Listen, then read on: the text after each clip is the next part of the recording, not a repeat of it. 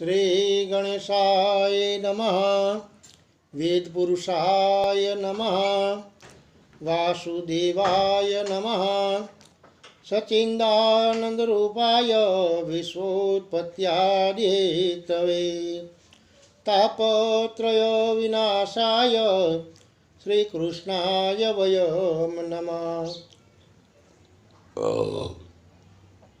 હવે महाभारत अंदर प्रणाम के पश्चात देवयानी ने कहा, पिताजी, धर्म को अधर्म ने जीत लिया, नीचा ऊंचा हो गया, शर्मिष्ठा मुझसे आगे बढ़ गई।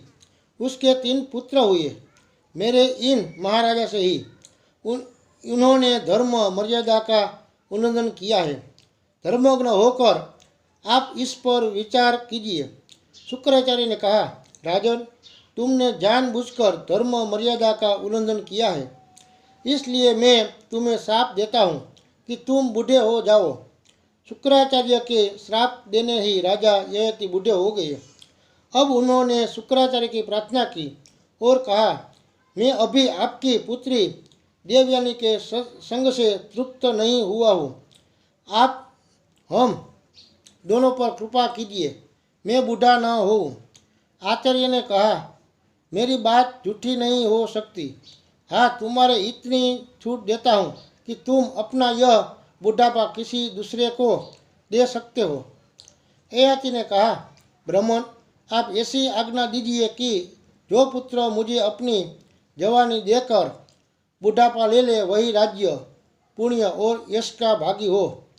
आचार्य ने कहा, ठीक है, श्रद्धापूर्वक मेरा चिंतन करने पर तुम्हारा बुढ़ापा दूसरे पर चला जाएगा, और जो पुत्र तुम्हारी जवानी देगा वही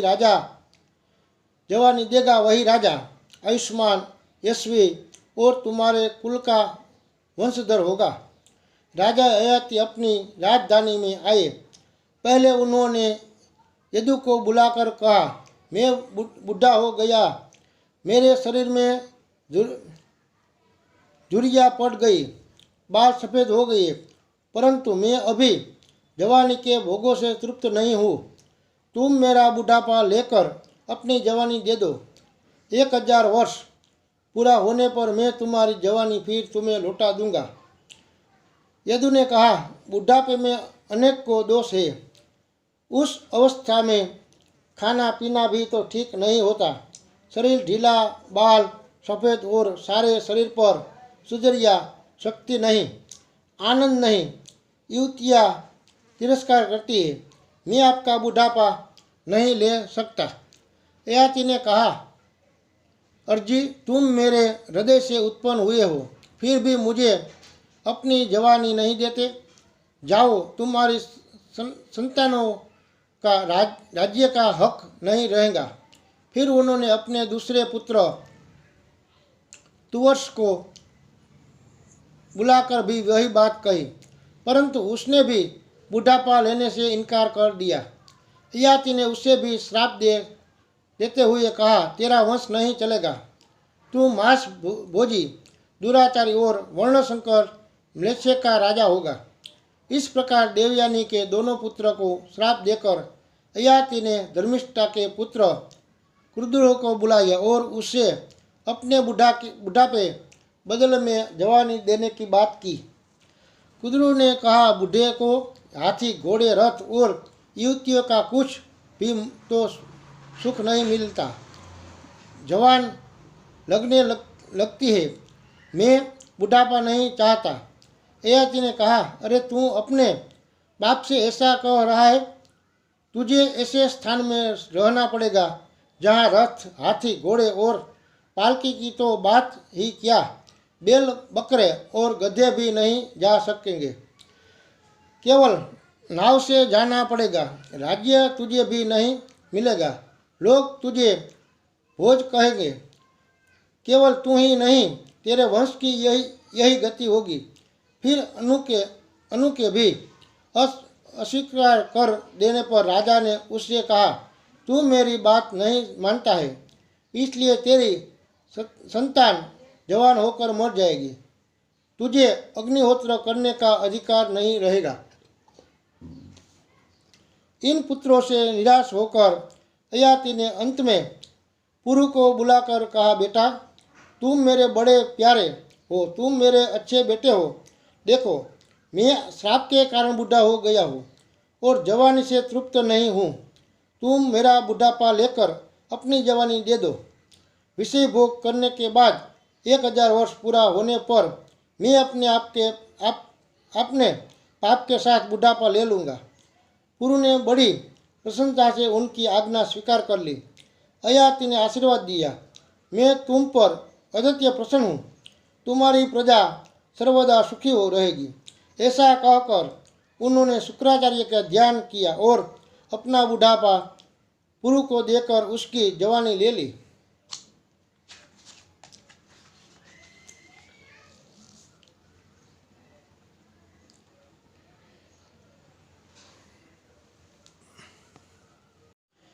श्री गणेशाय नमः।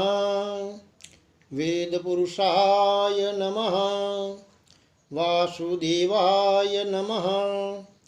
सचिदानंदरूपाय विश्वोत्पत्त्यादिहेतवे तापत्रय विनाशाय श्रीकृष्णाय वयम नमः।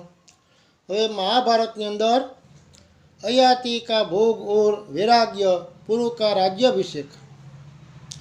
वैश्यपायन कहते हैं, जन्मेजय नरसुनंदन राजा अयाति पुरु का यौवन लेकर प्रेम, उत्साह और मौज से इच्छा अनुसार समय अनुकूल भोग भोगने लगे, परंतु वे धर्म का उल्लंघन कभी नहीं करते थे। उन्होंने यज्ञों से देवताओं को, श्राद्धों से पितरों को, दान मान और वात्सल्य से दीन जनों को, मुँह मांगी वस्तुओं से ब्राह्मण को, खान पान से अतिथि को, संरक्षण से वैश्यों को और सद्व्यवहार से शूद्रों को संतुष्ट कर दिया। डाकुओं लुटारों को यथेष्ट दंड दिया। सारी प्रजा प्रसन्न हो गई। वे इंद्र के समान प्रजा पालन करने लगे। उन्होंने मनुष्य लोक के तो सारे सभी भोग ही नंदवंदन, अलकापुरी और सुमेरु पर्वत की उत्तरी चोटी पर रहकर वहाँ के भी भोग भोगे। धर्मात्मा अयाति ने देखा कि अब 70 वर्ष पूरे हो गए हैं। अब उन्होंने अपने पुत्र पुरु को बुलाया और कहा, बेटा मैंने तुम्हारी जवानी से इच्छा अनुसार उत्साह के साथ अपने प्रिय वर्षों का भोग किया है, परंतु अब मुझे निश्चय हो गया कि विषयों के भोग की कामना उनके भोग से शांत नहीं होती। आग में जितना घी डालते जाओ वह बढ़ती ही जाती है। पृथ्वी में जितना भी अन्न, सोना, पशु और स्त्रियों है, वे एक कामों की कामना पूर्ण करने में भी असमर्थ है। इसलिए सुख उनकी प्राप्ति से नहीं, उनके त्याग से ही होता है। दुर्बुद्धि लोग तृष्णा का त्याग नहीं कर सकते। बूढ़े होने पर भी वह बुद्धि नहीं होती। वह एक प्राणांतक रोग है। उसे छोड़ने पर ही सुख मिलता है।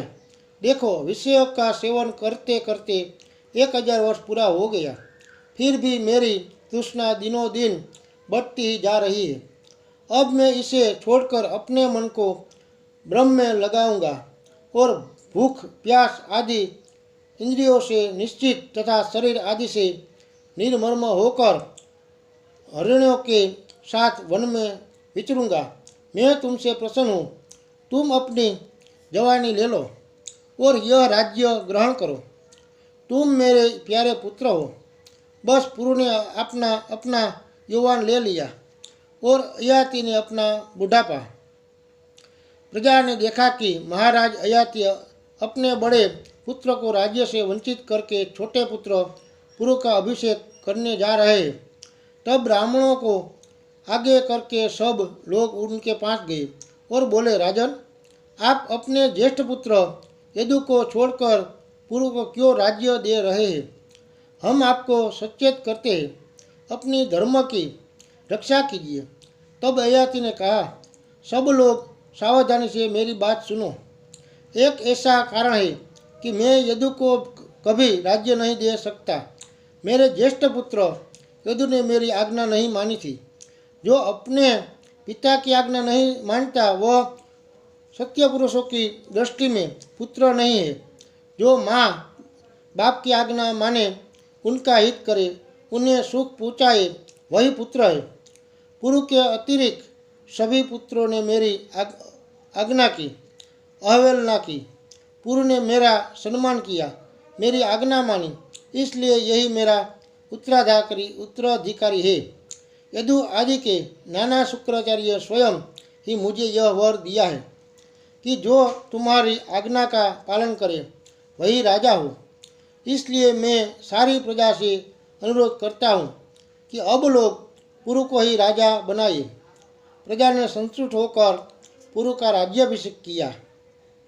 इसके बाद राजा अयाति वानप्रस्थाश्रम की दीक्षा लेकर ब्राह्मण और तपस्वियों के साथ नगर से चले गए।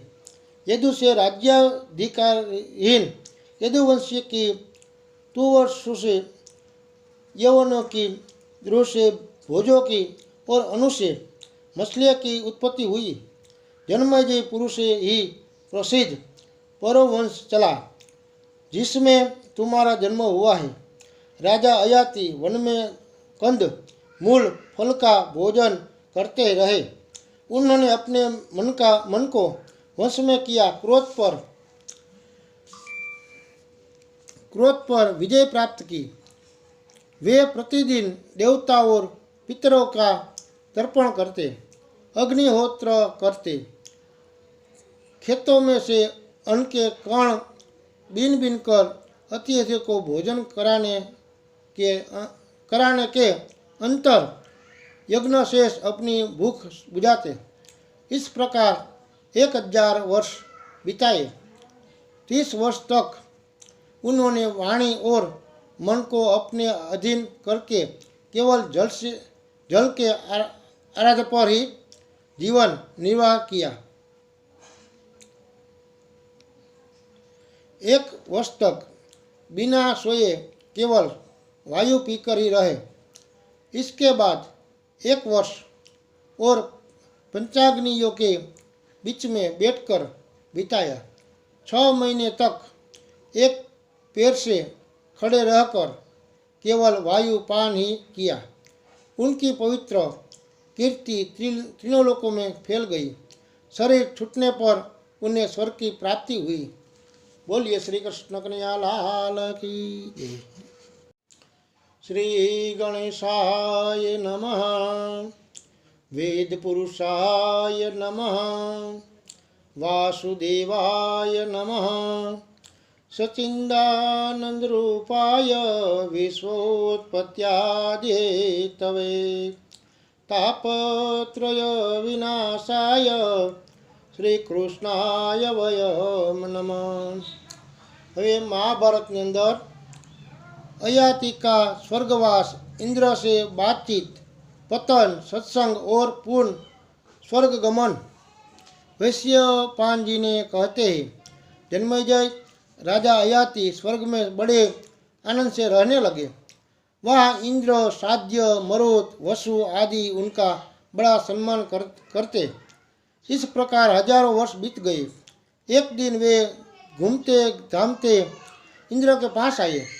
तरह तरह की बातचीत होने के बाद इंद्र ने पूछा, राजन, जिस समय आपने अपने पुत्र पुरु की जवानी लौटा दी और उससे अपना बुढ़ापा ले लिया तथा उसे राज्य दे दिया, उस समय आपने उसे क्या उपदेश दिया?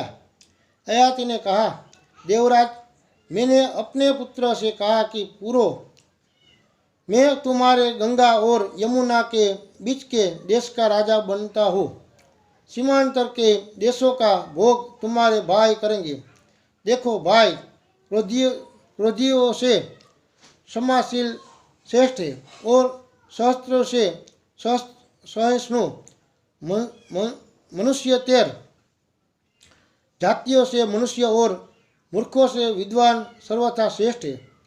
किसी के बहुत सताने पर भी उनको सताने का प्रयत्न न करना चाहिए, क्योंकि दुखी प्राणी का शोक ही सताने वाले का नाश कर देता है। मर्म भेदी और कड़वी बात मुंह से नहीं निकलनी चाहिए। अनुचित उपाय से शत्रु को भी अपने वश में नहीं करना चाहिए, जिससे किसी को कष्ट पहुंचता है। ऐसी बात तो पापी लोग बोलते हैं। जो अपनी कड़वी, तीखी और मर्मस्पर्शी बातों के कांटों से लोगों को सताता है, उसको देखना भी बुरा है, क्योंकि वह अपनी वाणी के रूप में एक पिचाचिनी को ढो रहा है। ऐसा आचरण करना चाहिए कि सत्य पुरुष सामने तो सत्कार करे ही, पीठ पीछे भी तुम्हारी रक्षा करे। दुष्ट लोग कोई कड़वी बात कहे तो सर्वदा उसे सहन ही करना चाहिए तथा सदाचार का आश्रय लेकर सर्वदा सत्य पुरुष के व्यवहार को ही ग्रहण करना चाहिए। वाणी से भी बाण वृष्टि होती है, जिस पर उसकी बौछारें पड़ती है, वह रात दिन सोच में पड़ रहता है। इसलिए ऐसी वाणी का प्रयोग कभी नहीं करना चाहिए। त्रिलोकी में सबसे बड़ी संपत्ति यह है कि सभी प्राणियों के प्रति दया और मैत्री का वर्ताव हो। यथाशक्ति सबको कुछ दिया जाए और मधुर वाणी का प्रयोग हो।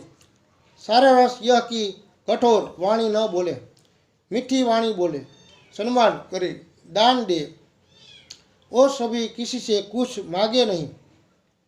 यही सर्वश्रेष्ठ व्यवहार का मार्ग है। अयाति की बात सुनकर इंद्र ने पूछा, नरसुनंदन, आपने गृहश्रम धर्म का पूरा पालन करके वानप्रस्थाश्रम स्वीकार किया था।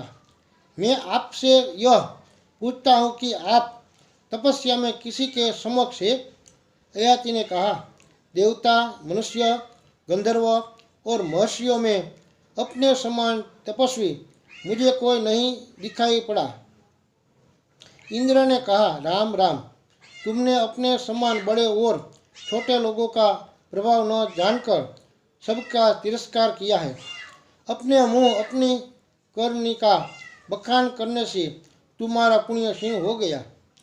यहाँ के सुख भोगों की सीमा तो है ही, जाओ यहाँ से पृथ्वी पर गिर पड़ो।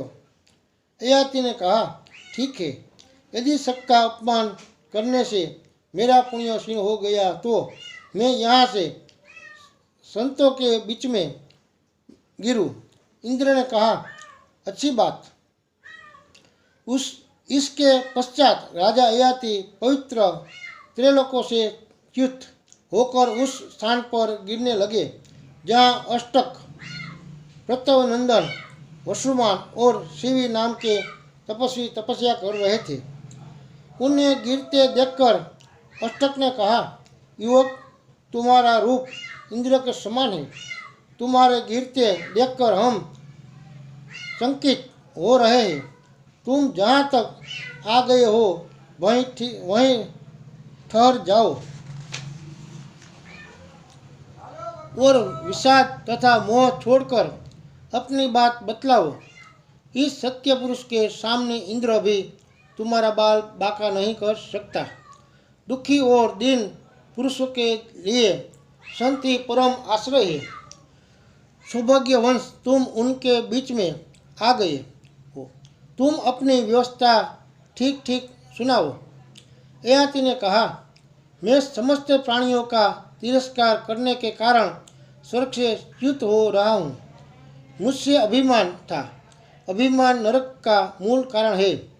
सत्य पुरुषों को दुष्टों का अनुकरण नहीं करना चाहिए। जो धन्य धान्य की चिंता छोड़कर अपनी आत्मा का हित साधन करता है वही समझदार है। धन पाकर फूलना नहीं चाहिए। विद्वान होकर अहंकार नहीं करना चाहिए। अपने विचार और प्रयत्न की अपेक्षा देव की गति बलवान है, ऐसा समझकर संताप नहीं करना चाहिए। दुख से जले नहीं, सुख से फूले नहीं, दोनों में समान रहे। अष्टक में इस समय मोहित नहीं हूँ। मेरे मन में कोई जलन भी नहीं है। मैं विधाता के विधान के विपरीत तो जा नहीं सकता। ऐसा समझकर मैं संतुष्ट रहता हूँ। अष्टक मैं सुख दुख दोनों की अनित्यता जानता हूँ। फिर मुझे दुख हो तो कैसे क्या करूँ, क्या करके सुखी रहूँ। इन झंझटों से मैं उन्मुक्त रहता हूँ, इसलिए दुख मेरे पास फटकते नहीं। अष्टक ने पूछा, आप तो अनेक लोकों में रह चुके हैं और आत्मज्ञानी नारद जी के सम्मान भाषण कर रहे हैं, तो बतलाइए आप प्रधानतः किन किन लोकों में रहे। अयाति ने उत्तर दिया, मैं पहले पृथ्वी में सर्वभौम राजा था। मैं 1 सहस्त्र वर्ष तक महत्तम लोकों में रहा और फिर वो 100 योजन लंबी चौड़ी सहस्त्र युक्त इंद्रपुरी में 1 सहस्त्र वर्ष तक रहा। तदनंतर प्रजापति के लोक में जाकर वहाँ भी 1 सहस्त्र वर्ष रहा। मैंने नंदनवंदन में स्वर्गीय भोगों को भोगते हुए लाखों वर्ष तक निवास किया। वहाँ मैं सुखों में आपका हो गया और पुण्य क्षीण होने पर पृथ्वी पर आ रहा हूँ।